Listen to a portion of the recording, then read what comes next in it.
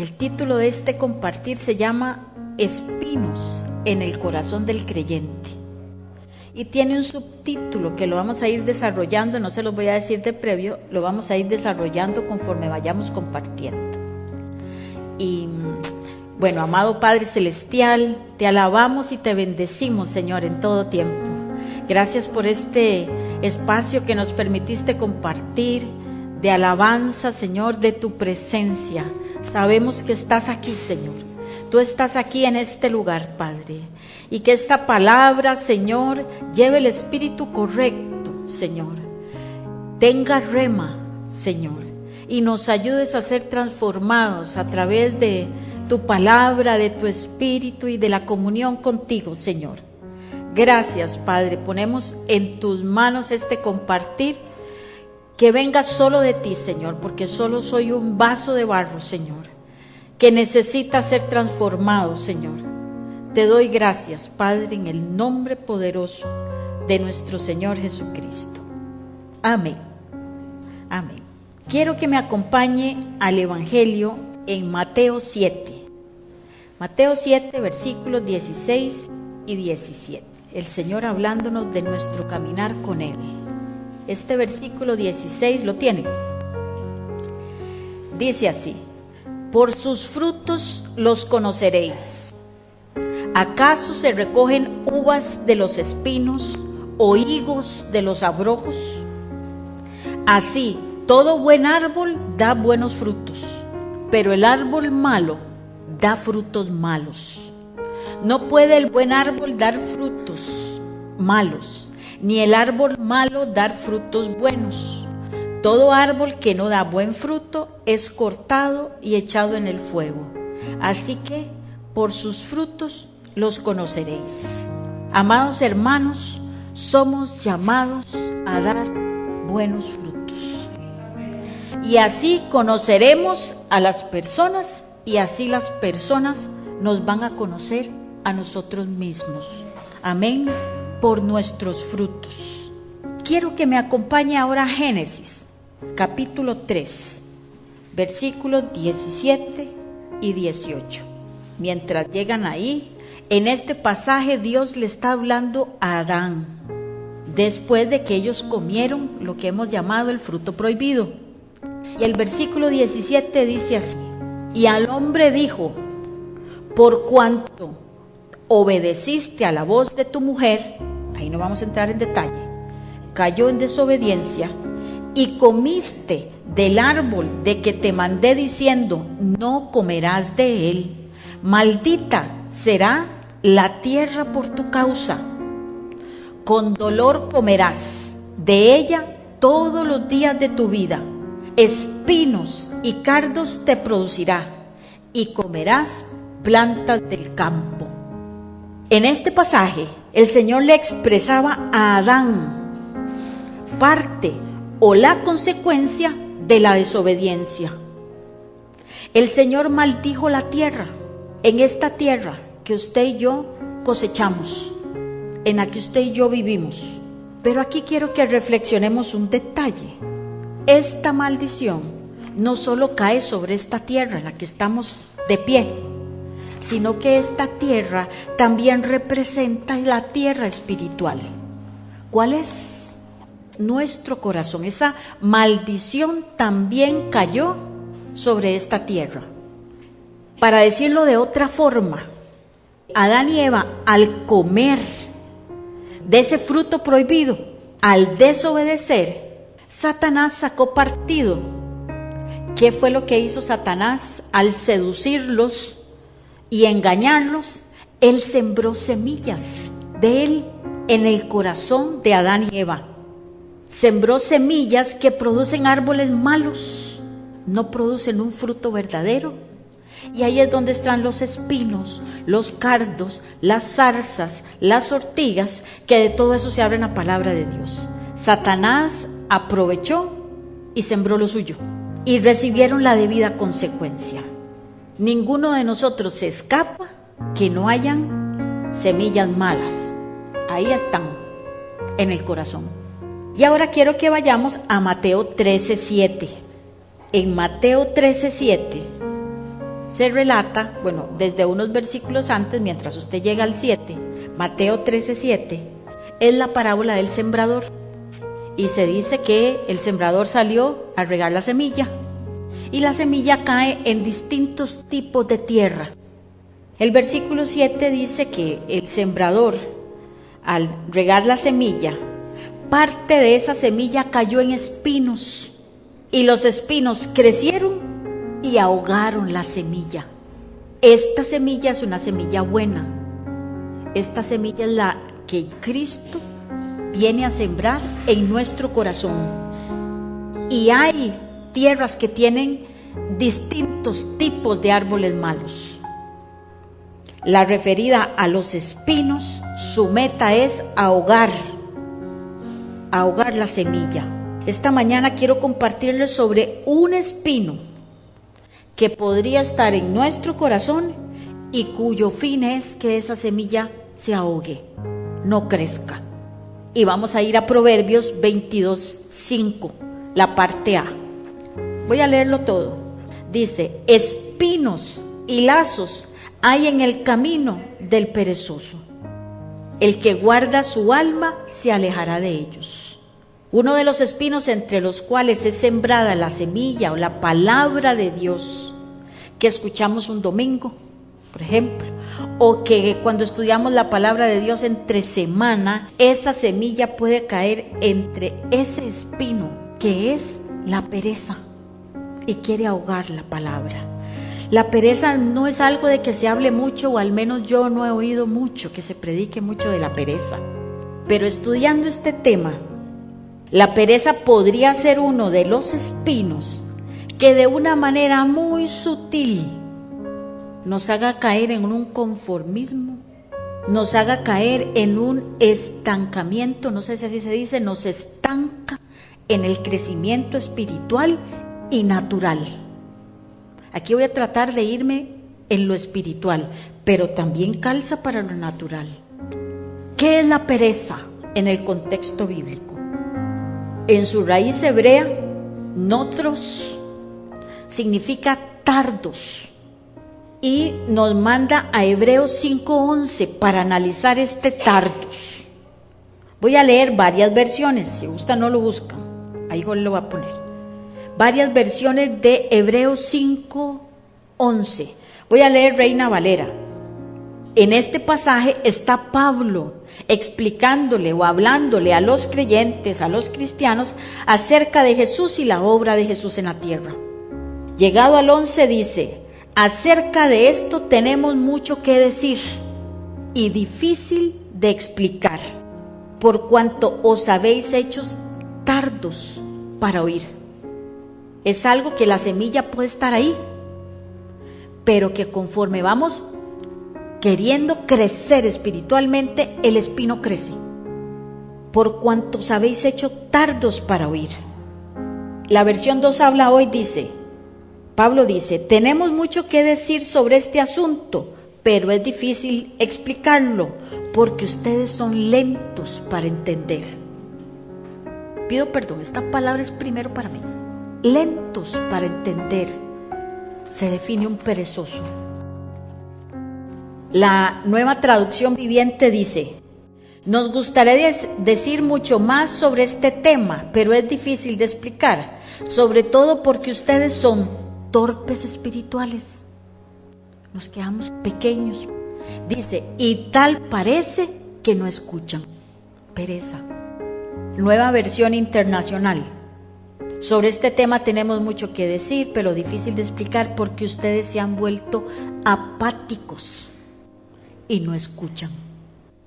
De pronto nos podemos identificar de alguna forma con lo que es pereza, porque uno podría decir: no, yo no tengo pereza, pero necesitamos analizar nuestro comportamiento para ver si realmente sí somos. ¿No escuchamos? Dígame.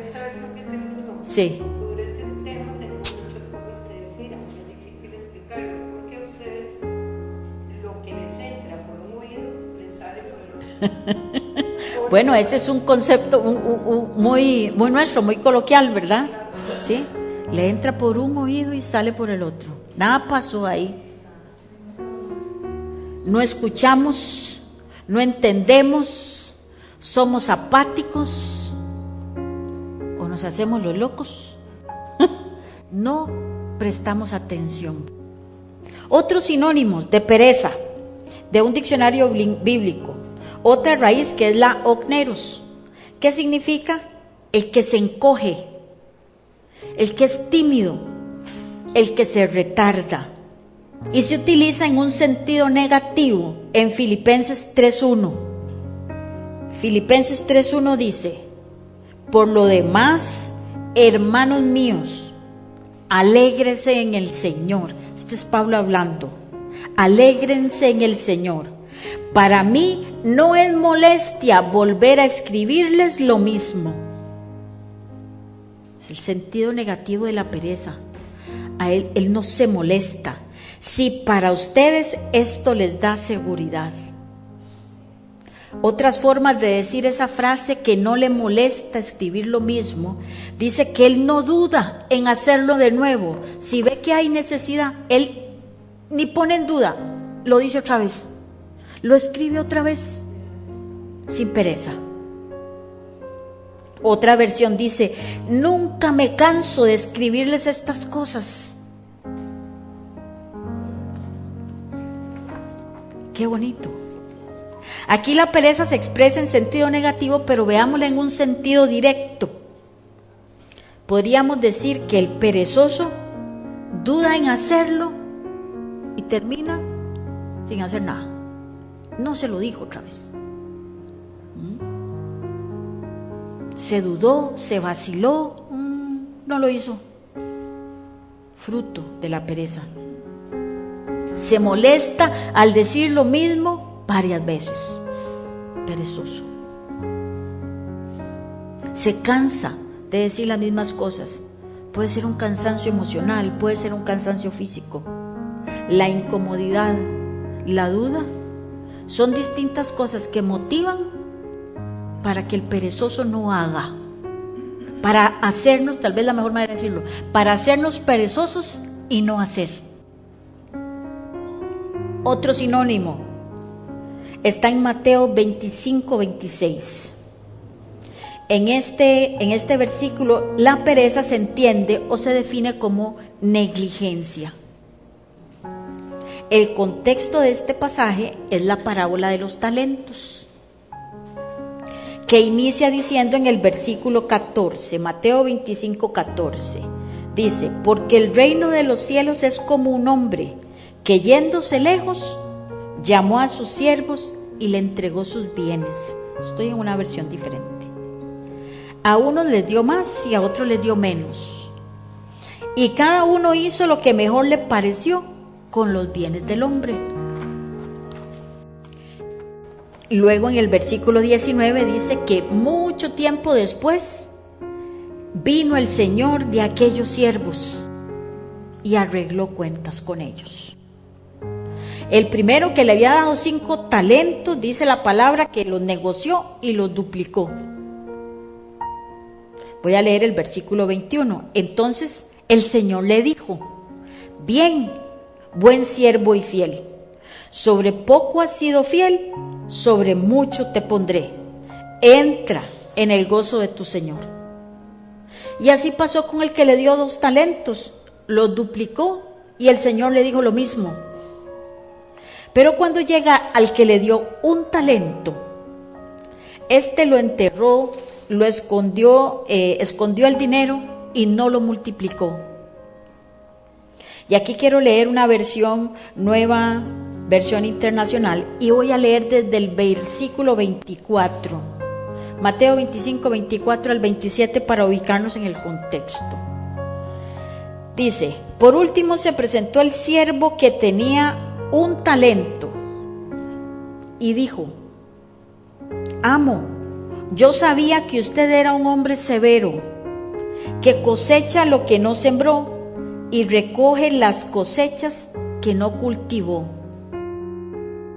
Y yo tenía miedo de perder su dinero, así que lo escondí en la tierra. Mire, aquí está su dinero de vuelta. Pero el amo le dijo: siervo malo, Aquí no voy a entrar en detalle, ¿verdad? Pero él entendía lo que estaba él pensando, quizás lo que pensó, juzgó o se justificó, pero lo catalogó de malo. Y perezoso, le dijo, siervo malo y perezoso. Si sabías que yo no cosecho donde sembré y que yo recojo donde no cultivé, lo voy a decir con mis palabras, ¿por qué no depositaste la plata en el banco y así yo por lo menos recojo intereses? Y usted no tenía que hacer nada más. Quiero leer el versículo 26 de la Reina Valera. El Señor le dijo, siervo malo y negligente. Lo marcó de negligente. El no hacer nada, hermanos, teniendo lo necesario para hacer algo, es negligencia. Duro. La pereza, tanto para el crecimiento personal, espiritual y natural, así como el ejercicio de los dones y ministerios, nos hace infructuosos. Un perezoso o la pereza nos hace tardos para oír, lentos para entender, apáticos al crecimiento del espíritu, negligentes, intolerantes a repetir cosas. Y veamos lo que dice la Biblia de esta persona que tiene alguna de estas características. Aquí no los van a buscar porque son muchos. Voy a ir a Proverbios 26:14. Pueden apuntar y ustedes después ven si dije lo que era.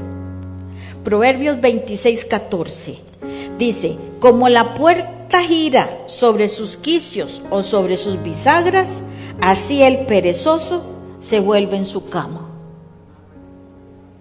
Me costó predicar esto, pero lo estoy haciendo. Yo levanto la mano. Proverbios 6:9. Perezoso, ¿hasta cuándo has de dormir? ¿Cuándo te levantarás de tu sueño? El perezoso, ¿qué podemos pensar?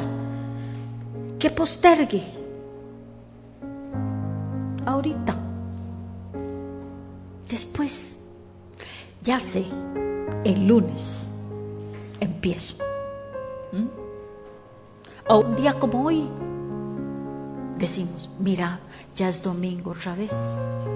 Y la semana igual. No hice nada. Procrastinar, postergar, procrastinar, postergar. ¿Por qué postergo? La iniciativa en la persona con características así le es difícil tener iniciativa. Esta semana tuve la oportunidad de compartir con un señor, un adulto mayor, quien ha levantado proyectos turísticos, hoteles, cabañas, y recién alquiló como decir, uno de sus tesoros. Un hotel, muchos años lo ha tenido trabajando y lo levantó allí en Jacob. Recientemente le pusieron un marcapaso y entre otras cosas su condición cardiovascular tiende a ser delicada, esperando que este marcapaso le dé fuerza. Y este señor me compartía de un nuevo proyecto que él tiene. Recientemente él alquila su tesoro, alquila el hotel y no le fue nada fácil. Pero entonces ya él, recibiendo los primeros 5, como él me dijo, ¿verdad? Ya le está pensando en su nuevo proyecto. Y quizás me lo compartió porque tenía que ver con calidad de vida y ejercicio y cosas. Entonces como que me estaba enamorando el bandido, ¿verdad? Pero me contó el proyecto. Y él me decía, Cintia, yo soy economista. Si yo tengo un 5, estoy pensando cómo hacer otro 5. Él estudió para eso. Me dice, yo soy economista. Y yo dije, ¿quién soy yo? ¿Quién es usted? ¿Quién somos? ¿Qué tengo? Él expresó que tenía un 5. ¿Qué tengo yo? ¿Qué tiene usted? ¿Ah? A Cristo. A Cristo. Ese es el que usted y yo tenemos. a Cristo. ¿Y cuál es mi actitud? ¿Será que estoy como el perezoso, durmiendo, con sueño? ¿Quién somos en Cristo? Maritza enseñándome en todo este tiempo que hemos compartido mucho más desde que doña Isabel partió.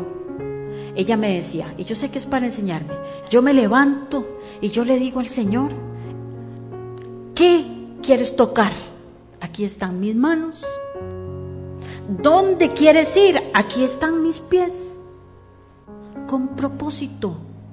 Yo me puse a pensar y reflexionando en el perezoso, dándose vuelta en la cama. Y entendí que el perezoso puede perder identidad por su pereza. Pierde identidad, pierde sentido de pertenencia. Pertenece a Jesucristo, es un hijo de Dios, pierde propósito de vida. Dios no quiere que seamos perezosos, lo tenemos todo. Voy a leer otro proverbio, 26, 13 y 14. Dice, el perezoso se da vuelta en la cama. Una traducción puede decir, y alega, ahí en la cama. Alega lo siguiente, versículos 14, no puedo ir a trabajar ahora porque afuera hay un león y puede matarme. Así dice, pueden apuntar, Proverbios 26, 13 y 14, se justifica. El perezoso es una persona que tiene una mente débil espiritualmente hablando, débil de carácter, temerosa. No enfrenta sus gigantes. Por su fe débil puede ser vencido en la mente, sin levantarse de la cama, porque afuera hay un león que lo puede matar. No enfrenta, no confronta. Voy a leer Proverbios 12, 27. Estamos haciendo una radiografía del perezoso. Dice, el indolente, que es o perezoso, ni aún asará lo que ha cazado. Proverbios 19, 24 dice, el perezoso mete la mano en el plato y ni aún a su boca llevará la comida. ¿Qué podemos decir de este perezoso? ¿Qué es lo que hace la pereza aquí? Podemos ser personas que empezamos cosas y no las terminamos. Una persona que no tiene disciplina. Empiezo en enero leyendo la Biblia, empiezo un poco, empiezo haciendo ejercicio, empiezo haciendo la dieta y eso pasa. Proverbios 24 dice, los que por pereza no aran en la temporada correspondiente, no tendrán alimento en la cosecha.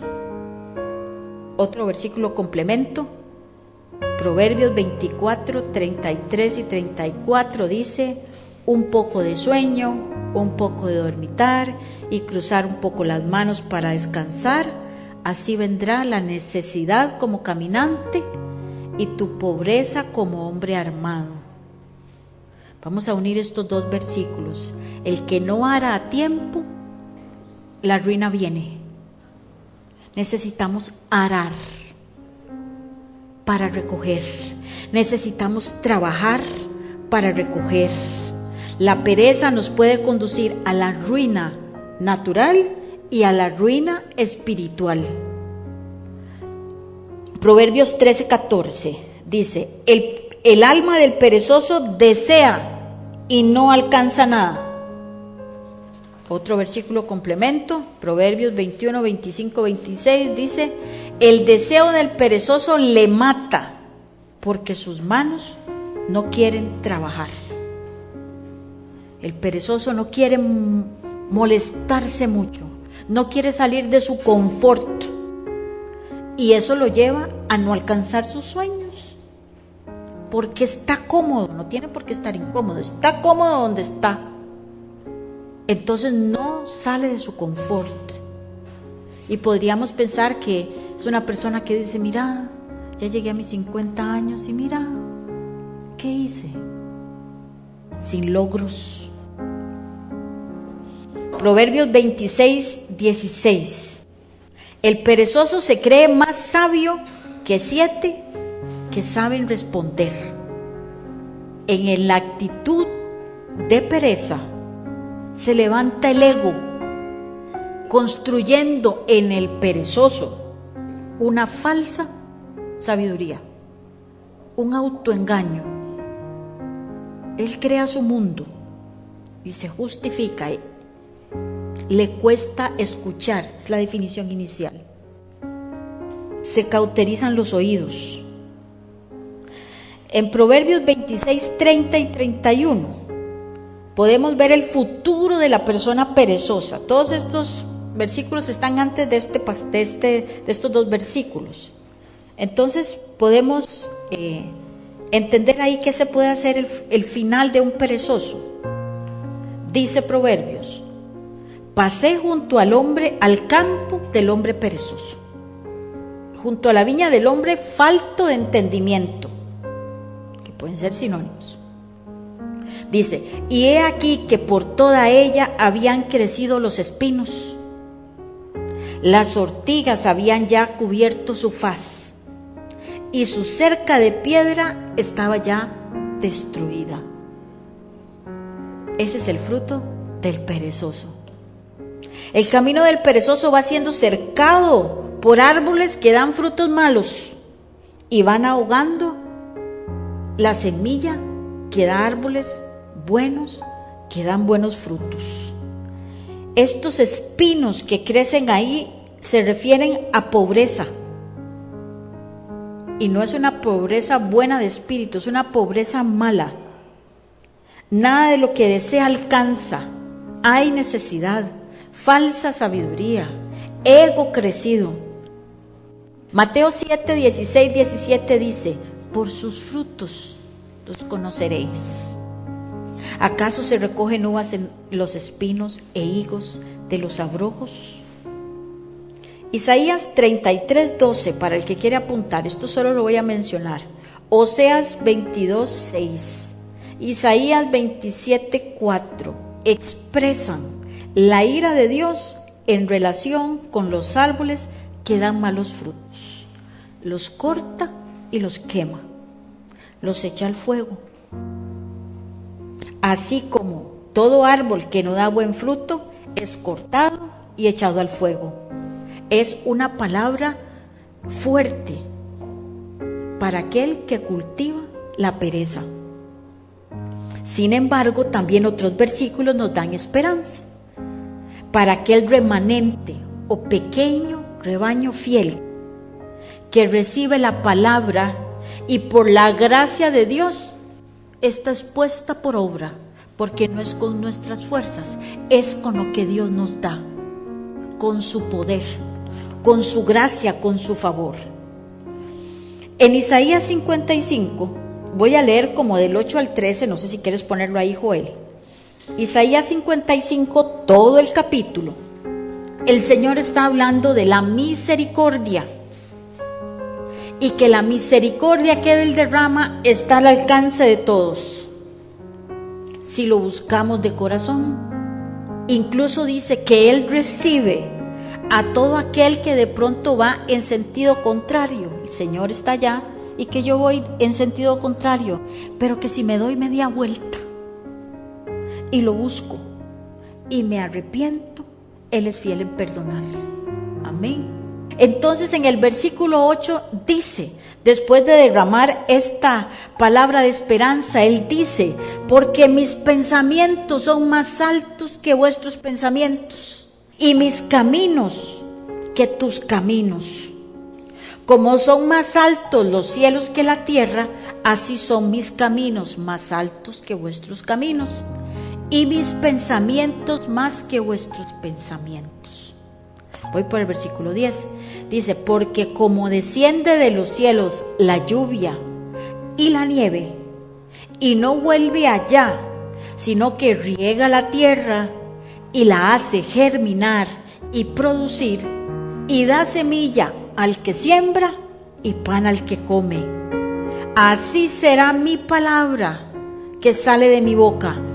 No volverá a mí vacía, sino que hará lo que yo quiero y será prosperada en aquello que la envié. Ustedes vivirán con gozo y paz. Los montes y las colinas se pondrán a cantar y los árboles de los campos aplaudirán.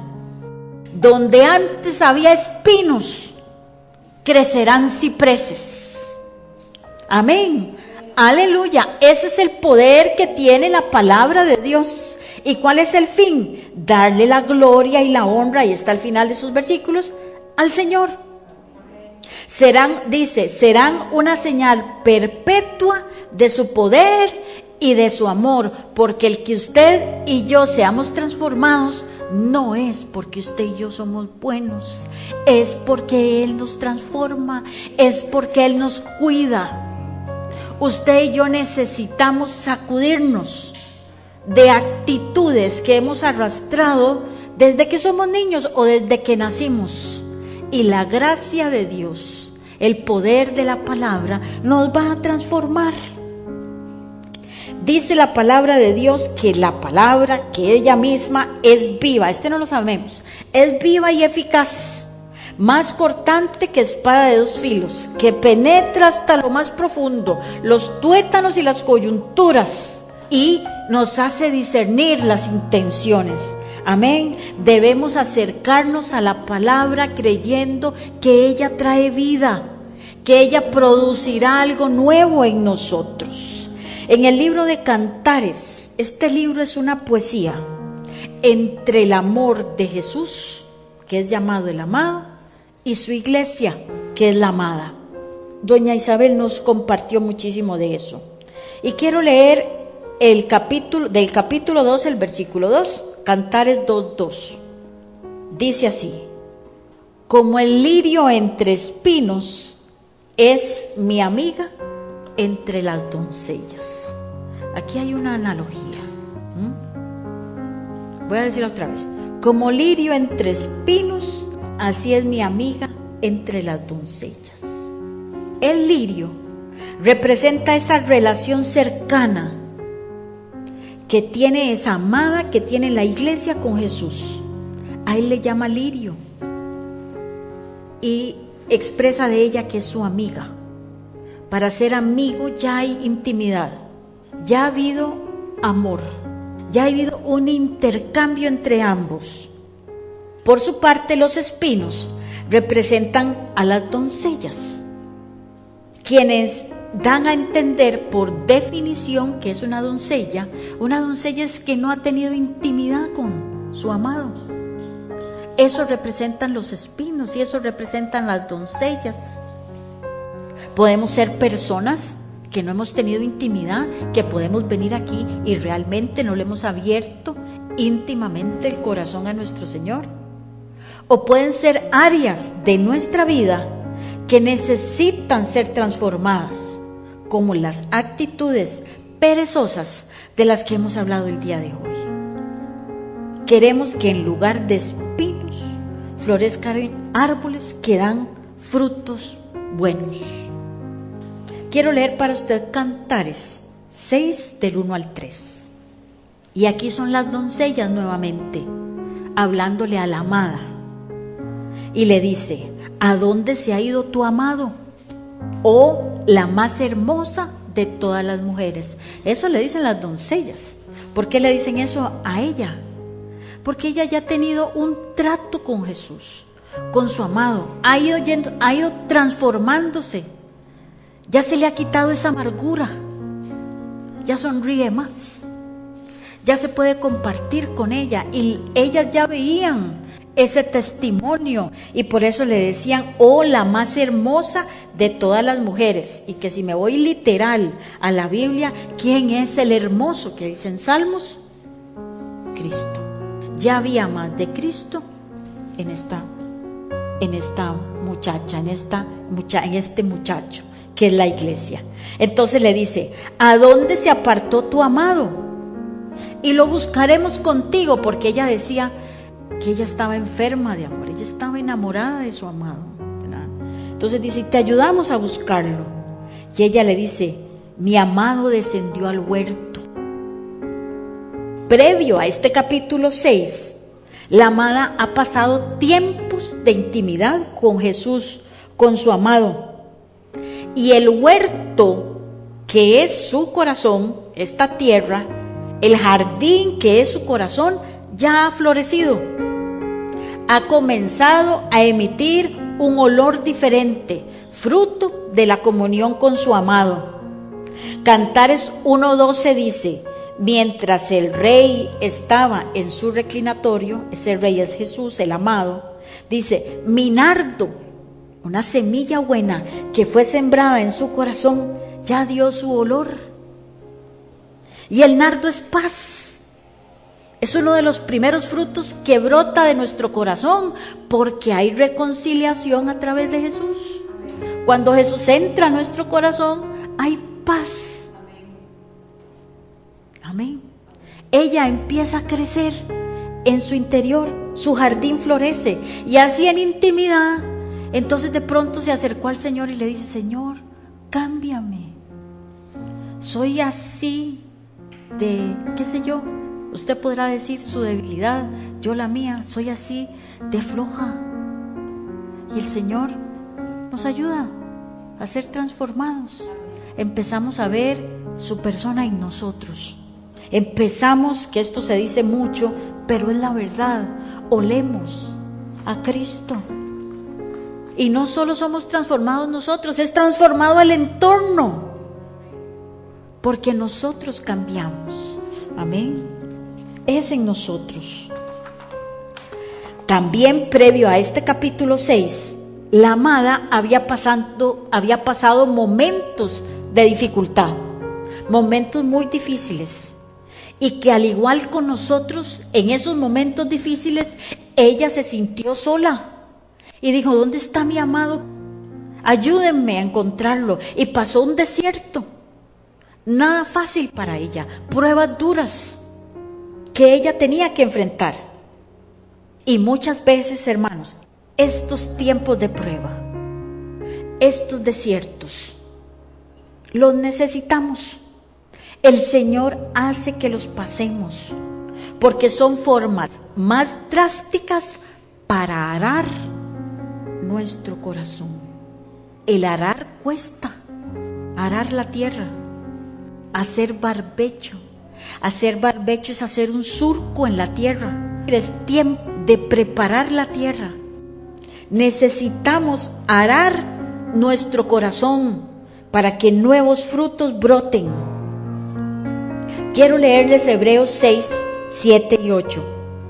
Dice, porque la tierra que bebe la lluvia, que muchas veces cae sobre ella y produce hierba provechosa a aquellos por los cuales es arada, es labrada, recibe bendición de Dios.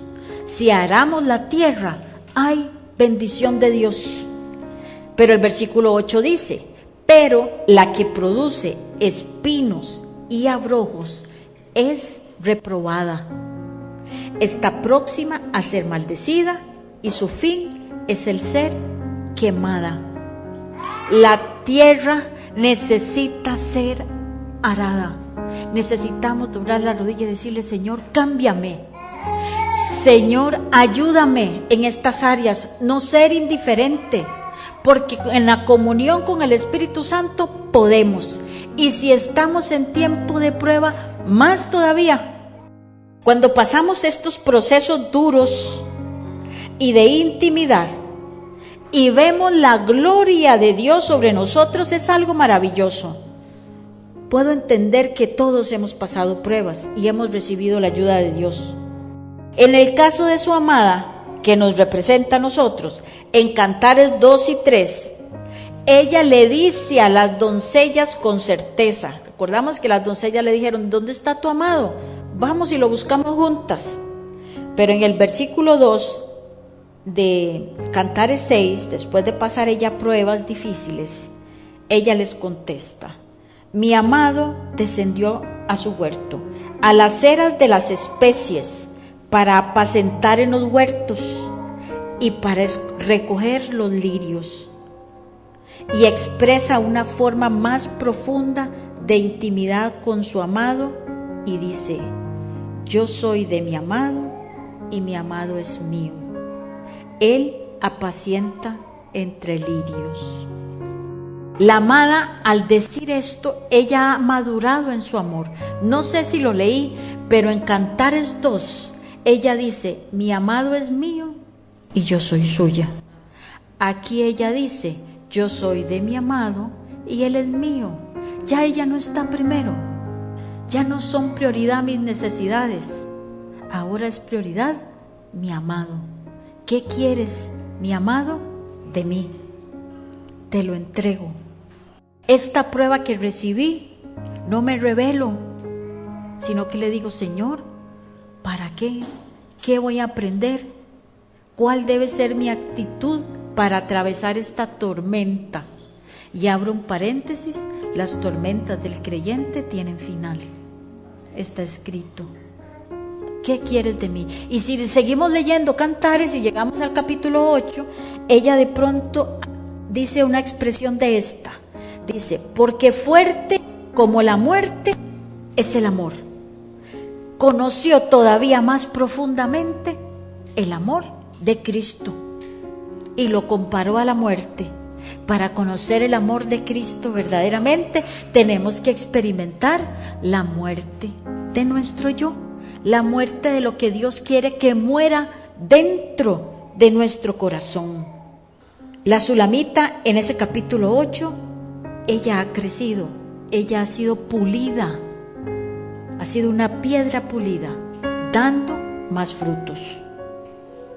Por sus frutos los conoceréis. ¿Acaso se recogen uvas de los espinos o higos de los abrojos? ¿Cómo arar la tierra para que deje de producir espinos? En este caso, la pereza, no ser tardos para oír, y que se produzcan buenos frutos. Y voy a hacer una pasadita rápida nuevamente por el libro de Ruth. En este libro de Ruth vamos a ver 4 o 5 consejos. El primer consejo es sacudir el oído y tener un oído atento a la palabra de Dios. Acabamos de leer Isaías 5, donde el Señor dice que la lluvia es como la palabra que cae en nuestro corazón. Fertiliza la tierra, fertiliza nuestro corazón, su palabra. En este caso, Noemí estaba en Jerusalén en tiempo de los jueces. Vivía con su esposo y con sus 2 hijos. Pero en los tiempos de jueces hubo muchas dificultades en el pueblo de Dios, consecuencia del corazón del hombre. Pero entonces llega a haber hambre en Jerusalén.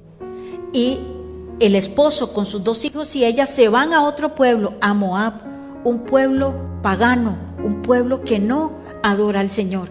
Y ahí ellos buscan trabajar para comer, porque había necesidad en su pueblo.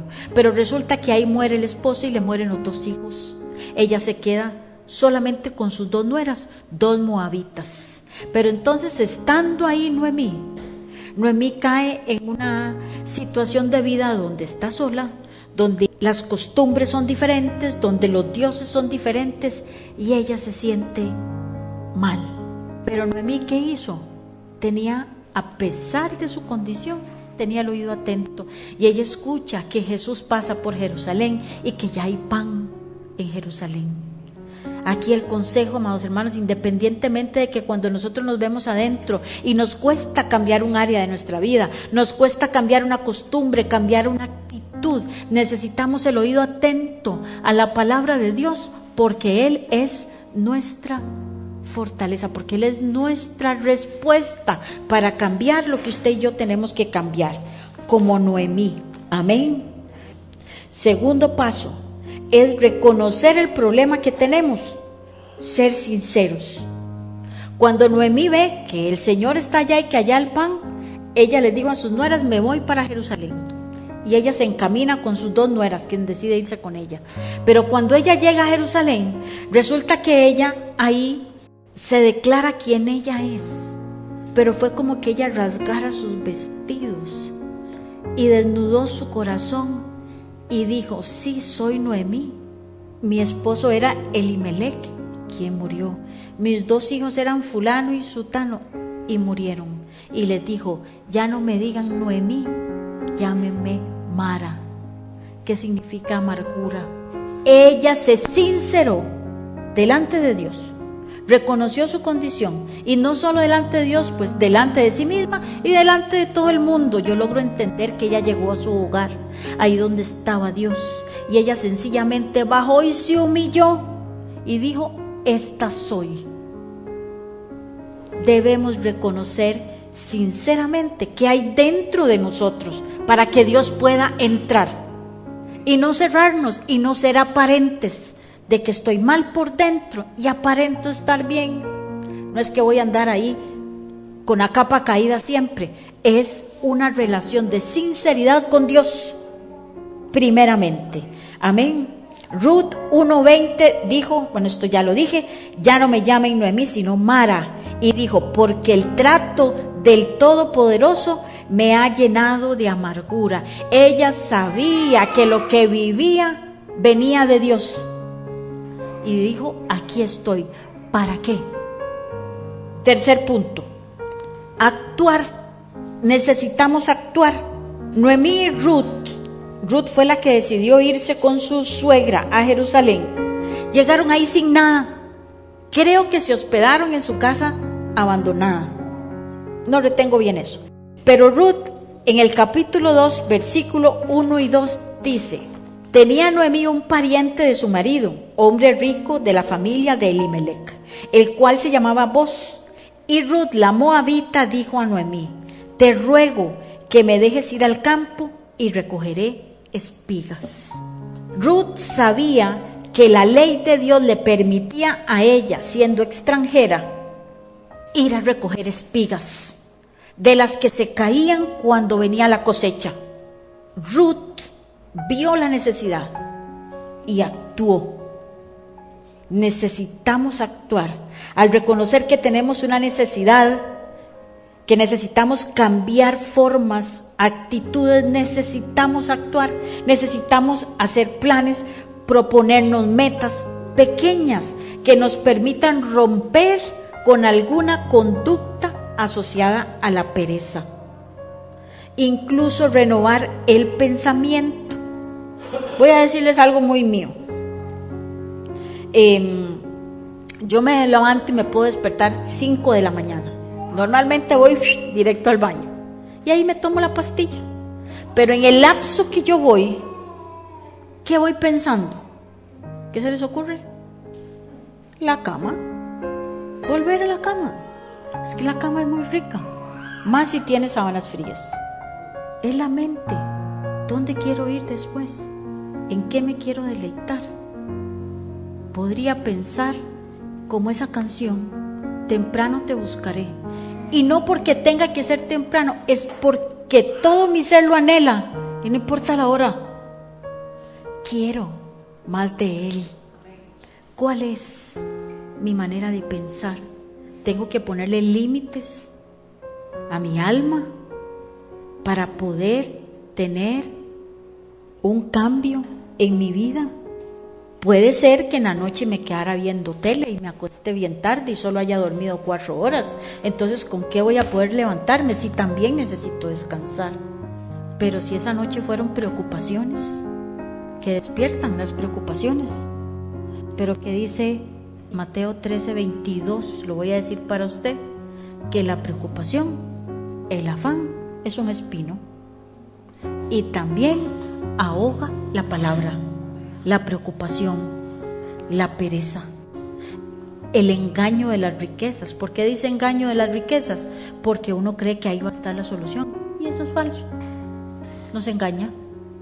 Los deleites de esta carne, todo eso ahoga la palabra de Dios. ¿Qué dijo Pablo? 1 Corintios 9:24: disciplino mi cuerpo como lo hace un atleta. Puse esta versión para golpear mi ego. Como lo hace un atleta, lo entreno para que haga lo que debe hacer.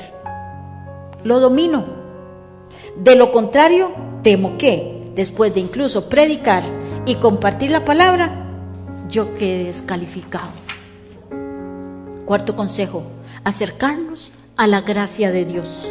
Que dice Hebreos 4:16, acerquémonos pues confiadamente al trono de la gracia para alcanzar misericordia y hallar gracia para el oportuno socorro. La gracia es necesaria para lograr un cambio verdadero en nuestras vidas.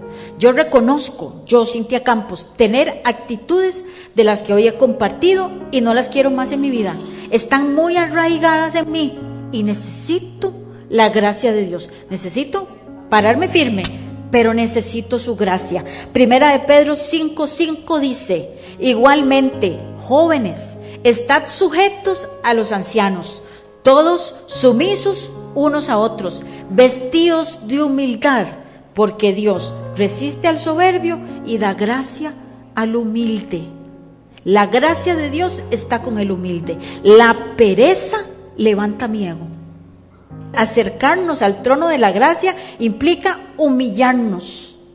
El Señor estará lejos si no nos humillamos. Debemos bajar como Noemí. Se rasgó y reconoció lo que había en su corazón.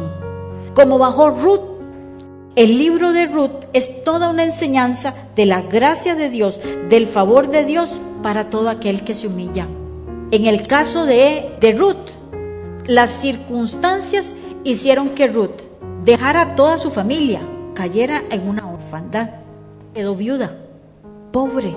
Las circunstancias la llevaron a una condición de estar en el suelo, pero ella tenía dos caminos: o me rebelo o me humillo.